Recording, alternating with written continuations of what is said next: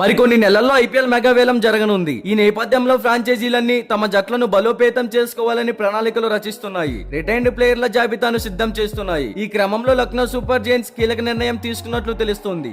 తమ captain KL Rahul ను వచ్చే సీజన్ నుంచి సారథిగా కాకుండా కేవలం జట్టులోనే కొనసాగించాలని ప్లాన్ చేస్తుంది. ఐపీఎల్ 2024 సీజన్ లో ఎస్ఆర్హెచ్ చేతిలో ఘోర పరాజయాన్ని ఉద్దేశిస్తూ కేఎల్ రాహుల్ ని పబ్లిక్ గా లక్నో ఫ్రాంచైజీ ఓనర్ అయిన సంజీవ్ గారు తిట్టడం తీవ్ర చర్చనీయాంశంగా మారింది. అప్పటి నుంచి రాహుల్ లక్నో జట్టును వేడనున్నట్లు జోరుగా ప్రచారం సాగింది. అయితే ఆ తర్వాత సంజీవ్ రాహుల్ ను తన ఇంటికి ఆహ్వానించడంతో ఆ రచ్చకు తాత్కాలికంగా ముగింపు పలికింది. కానీ ఇటీవల ఐపీఎల్ ఫ్రాంచైజీ ఓనర్ల మనస్తత్వం గురించి కేఎల్ రాహుల్ కీలక వ్యాఖ్యలు చేయడంతో మరోసారి ఈ టాపిక్ ట్రెండింగ్ లోకి వచ్చింది. క్రీడా రంగంలో ఓటములు సహజమని, వ్యాపారంతో పోల్చవద్దని రాహుల్ పేర్కొన్నాడు. అయితే ఈ వార్తలు వచ్చిన కొన్ని రోజులకే సంజీవ్ గోయంకాను రాహుల్ కలవడం గమనార్హం. అయితే ఈ ఇద్దరు సమావేశమైన అనంతరం ఓ వార్త బయటికి వచ్చింది. కేఎల్ రాహుల్ స్థానంలో నికోలస్ పూరాన్ జట్టు బాధ్యతలు అందుకోనున్నాడని సమాచారం. ఈ నిర్ణయం వెనుక రాహులే ఉన్నట్లు తెలుస్తోంది. తన ఆటను మరింత మెరుగుపరుచుకోవడానికి కెప్టెన్సీకి దూరం అవుతున్నట్లు తెలుస్తోంది. అంతేగాక రోహిత్ వారసుడిగా భారత జట్టులో కొత్త కెప్టెన్లు వస్తుండటంతో రాహుల్ కెప్టెన్సీని వదిలి బ్యాటింగ్ అండ్ వికెట్ కీపింగ్ పై ఫోకస్ చేయాలనుకుంటున్నాడని తెలుస్తోంది. అయితే ప్రస్తుతం నికోలస్ పూరాన్ని ఓ బ్యాకప్ కెప్టెన్ గానే నియమించాలని, మెగావేలంలో సరైన సారథిని వెతకాలని ఫ్రాంచైజీ చూస్తోందని సమాచారం. ఇలాంటి ఐపీఎల్ యాక్షన్ లో ప్రతి టీం యొక్క ఇన్ఫర్మేషన్ మీరు ముందుగానే తెలుసుకోవాలి అనుకుంటే